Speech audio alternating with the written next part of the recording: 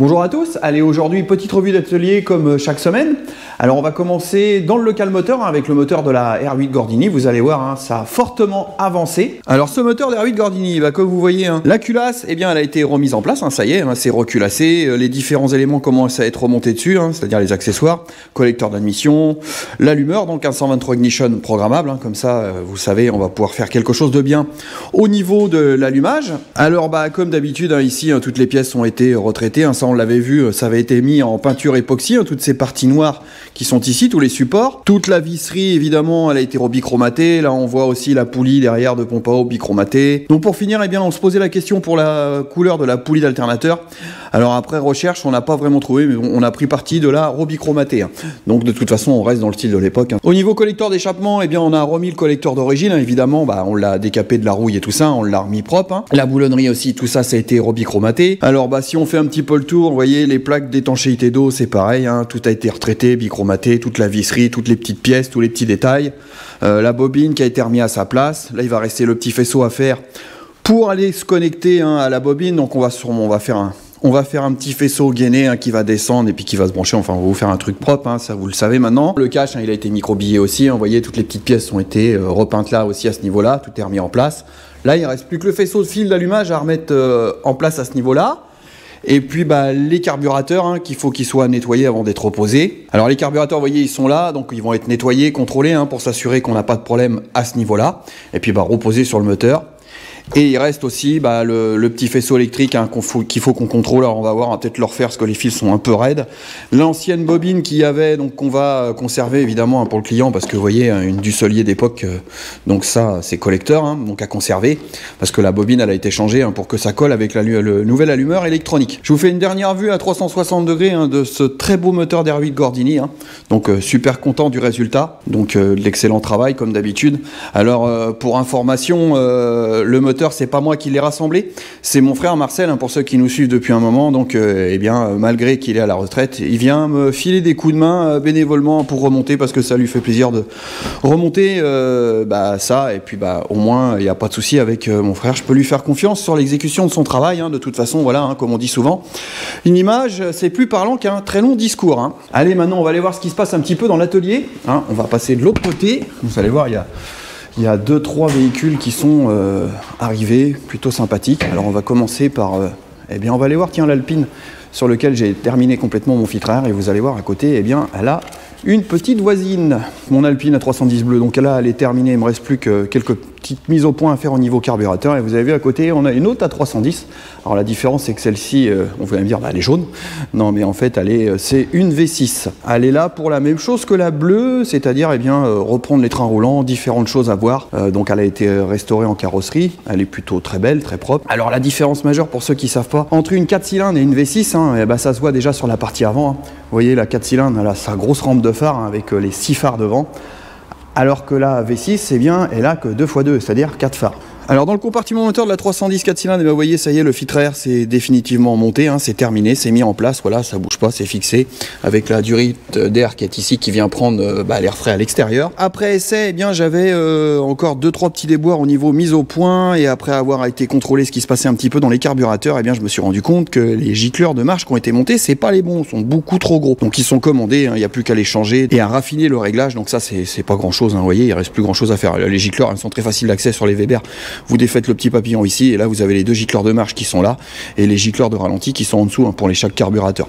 Donc là, pas compliqué, on les défait, on les change, on remonte, puis après je raffine mon réglage, et elle sera terminée, elle est prête à partir. Alors, on va aller voir un petit peu plus près la 310 V6. Alors la grosse différence, vous voyez, c'est que là on a un V6, donc on a le V6 PRV Peugeot Renault Volvo de l'époque, donc le montage avec les 3 carburateurs, 2 carburateurs, on a un simple corps et un double corps, donc c'était le montage qu'ils avaient fait à l'époque. Et souvent des fois au niveau mise au point c'est un petit peu chiant à faire, mais bon, cela dit ça se fait. Alors celle-ci elle est là niveau moteur, bon je vais faire le tour quand même pour aller contrôler si tout se passe bien, mais c'est surtout comme la bleue à côté, les trains roulants, parce que ça va pas, il y a du jeu un petit peu à gauche à droite, et on se retrouve avec le même problème que la bleue, c'est qu'ils m'ont rabaissé le train avant. Donc alors là je sais pas si vous allez le voir, mais quand on regarde la jaune et la bleue, vous voyez la bleue, nous on l'a remis en hauteur d'origine, donc il y a un comportement 100 fois meilleure maintenant, hein.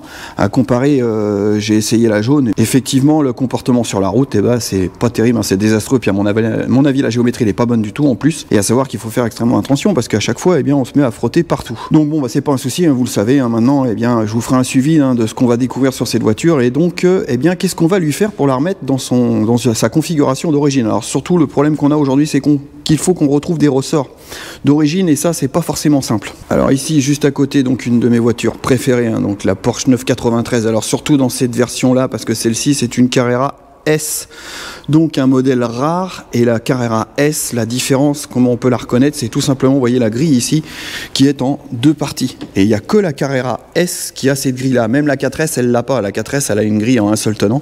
Et il n'y a que la Carrera S qui est équipée de cette double grille. Donc là, c'est vraiment un modèle, moi, que j'affectionne beaucoup, hein.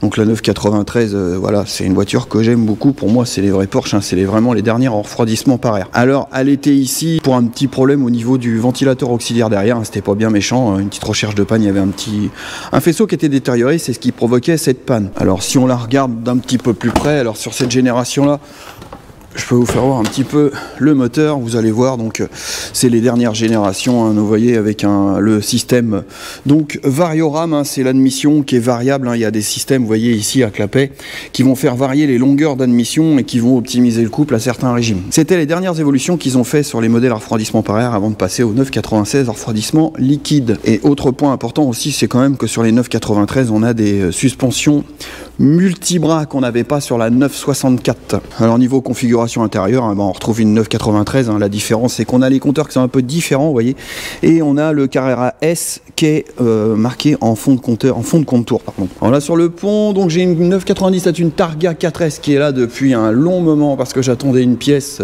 qui a été indisponible chez Porsche. Ça a été un petit peu la galère, on vient de la recevoir. Donc c'est pour un problème de pompe haute pression, hein. Alors c'est des problèmes qu'on rencontre de temps à autre sur ces modèles là, surtout celles qui vont fonctionner à l'éthanol, elles n'aiment pas forcément, donc attention à l'éthanol, hein, que ce soit les Porsche Cayenne première génération et les 997 en injection directe, l'éthanol, elles n'aiment pas forcément trop au niveau des pompes haute pression. Alors la pompe haute pression, elle se situe où? Eh bien, elle est située, vous voyez, ici. Donc bon, voilà, il faut qu'on la sorte d'ici. On a 2-3 éléments à enlever et normalement, ça sort assez facilement. Donc à remplacer, à remettre en place. Et ça devrait fonctionner sans problème. Alors une intervention assez rapide, sauf que là, pour tout vous dire, on a attendu la pompe haute pression pendant 4 mois et demi ou 5 mois. On poursuit à côté, vous vous rappelez l'Alfa Romeo, eh bien, ça y est, le moteur, on l'a enlevé, on l'a remis dedans. Donc là, vous voyez, c'est remis en place. On a mis un échappement neuf aussi primaire parce que là, il était tout écrasé à ce niveau-là. Ici, au niveau du tube de sortie, on va remodifier, alors pas ce tube-là, mais on va remodifier le tube qui nous a émis à l'arrière, hein, parce que ça a été, ils ont fait un montage avec une ligne,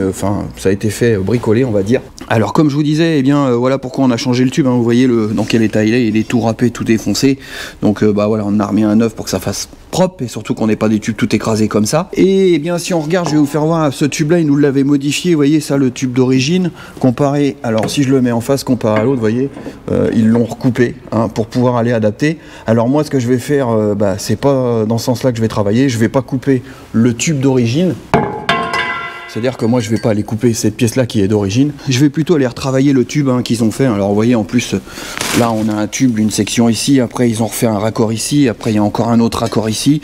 Bon, ça, je vais le remettre en place et je vais remodifier cette partie-là pour me raccorder sur le tube d'origine. Surtout qu'aujourd'hui, quand on essaye de remettre ce tube-là, même si je recoupais ce bout-là avec le tube, comme je viens de vous dire, eh bien, le problème, c'est que c'est pas en face, c'est tout en contrainte dans tous les sens. Ça force de partout. Donc, c'est pour ça que j'ai pris le parti. Je vais le remettre en place de là-bas, je vais le refixer ici sur ces supports et c'est après entre cette partie-là et cette partie-là que je vais retravailler pour que ça s'adapte au mieux et que ce soit pas en contrainte sur toute la ligne d'échappement. Parce que là aujourd'hui, quand c'était monté, ça tirait sur les cylindres blocs dans tous les sens et tout, donc c'est pas bon et ça peut nous provoquer des bruits et des contraintes. Alors sur mon 4 colonnes, eh bien la 993 Carrera 2, hein, que vous avez vu la semaine dernière, donc là je suis en train de finaliser, donc je suis en réglage sur la géométrie. Alors comme je vous disais juste avant sur la 93 Carrera S, eh ben, je vais en profiter pour vous faire voir ces fameux trains multibras qu'on a de monter sur ces Porsche 993. Donc là, vous voyez, eh bien là, on est sur le train arrière, on se retrouve avec les fameux multibras, hein. On a bien un triangle inférieur ici, on a deux autres triangles, vous voyez, qui nous permettent de faire le régler le carrossage en haut et en bas. Vous voyez, il y en a encore un autre ici, là, à ce niveau-là, et c'est celui-là qui nous permet de régler le parallélisme. Parce que sur ces voitures-là, à l'arrière, eh bien, on peut régler donc carrossage et parallélisme. Sur la partie avant, eh bien, c'est pareil. Alors, vous voyez, on a repris les triangles avant, on a changé les scies en bloc, donc passé un petit coup de microbillage et tout ça pour que ça soit propre. Et sur la partie avant, eh bien, c'est pareil, hein, c'est un réglable un petit peu dans tous les sens, hein, c'est vraiment bien sur ces voitures-là. Donc ici, on a notre réglage de chasse qui est ici, on a le réglage de carrossage qui est situé sur la jambe de force, et puis bien évidemment, on a notre parallélisme. Donc, vous voyez, on peut vraiment les affiner comme on veut ces voitures-là. Alors là, vous voyez, d'ailleurs, je suis en cours de réglage. J'arrive sur la fin, hein, donc parce qu'elle était vraiment un petit peu partie dans tous les sens, la pauvre voiture. Donc, vous voyez, là, j'arrive sur des valeurs qui sont quand même relativement très proches de ce que je veux. J'ai encore un carrossage à reprendre ici, à raffiner. Vous voyez, hein, j'ai 6 minutes. Bon, après, je vais peut-être aller pinailler sur les chasses en haut. Que vous voyez, j'ai 4,17, 4,19. À l'arrière, j'ai moins 15, moins 15. Bon, là, je suis bien. Et puis là, vous voyez, je pince de 15 et de 14 minutes. Donc, bon, vous voyez, on est bien. Souvent, ce que je fais dans une géométrie, c'est que je commence par tout dégrossir pour que ça soit au plus proche des valeurs. Il m'arrive même des fois, eh bien, quand les valeurs sont vraiment parties très loin, je renlève la géo, je vais rouler avec la voiture, je reviens, je la remets sur le pont pour que tout se remette en place. Et là, je repars sur une nouvelle géométrie. Comme ça permet vraiment d'aller bien affiner. Parce que quand on a vraiment des valeurs qui sont parties très loin, surtout sur le train arrière et sur le train avant, eh bien, quand vous la réglez et que vous mettez en force à bouger tout, qu'on va déséquilibrer un petit peu l'axe de la voiture, et c'est pas forcément bon. Donc c'est pour ça que moi, je procède comme ça. Quand c'est vraiment trop déréglé, eh bien, je fais une grosse approche comme ici. Je vais rouler, je reviens, à ce retard, je remets en place, et là, je vais faire un réglage, et généralement, on a juste des toutes petites valeurs à aller chercher, et du coup, on vient pas mettre en contrainte la voiture sur le pont, et on se retrouve avec un réglage qui est parfait. Alors, j'en profite, comme on est dans le fond de l'atelier, à côté de la géométrie, pour vous faire voir, eh bien, la R8 Gordini, hein, elle est prête à accueillir son moteur. Alors là, vous voyez, on a le compartiment moteur, donc tout a été démonté, nettoyé, hein, tout est propre, hein. Bon, il y a 2-3 petites bricoles à faire, on a le réservoir à reposer dans le fond, et puis, eh bien, on va pouvoir remettre en place ce beau moteur avec sa boîte de vitesse. Eh bien, on arrive à la fin de cette petite brève d'atelier, donc comme d'habitude, eh bien, un petit pouce bleu, hein, ça fera plaisir, et puis je vous dis à bientôt, tchuss!